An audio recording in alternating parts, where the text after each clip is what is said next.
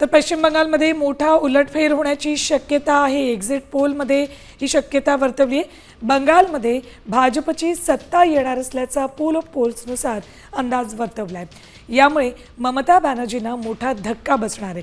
तर आसाममध्ये भाजप, तामिळनाडूत पुन्हा स्टॅलिन यांची सत्ता येण्याची शक्यता आहे। तर केरळात काँग्रेस मोठा पक्ष असल्याचा अंदाज आहे। डाव्यांना धक्का बसण्याची शक्यता वर्तवली आहे।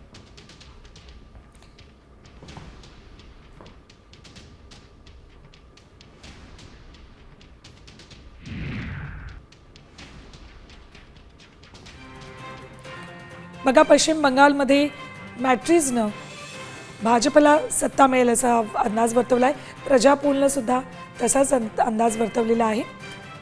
तर चाणक्य आणि पीपल्स पल्स, चाणक्यनंही भाजपकडे सत्ता येईल असं म्हटलंय, तर फक्त पीपल्स पल्सनं ही सत्ता पुन्हा एकदा पश्चिम बंगालमध्ये ममता बॅनर्जींकडेच राहील असा अंदाज वर्तवला आहे। तर पोल ऑफ पोलनुसार काय अंदाज आहेत ते बघा।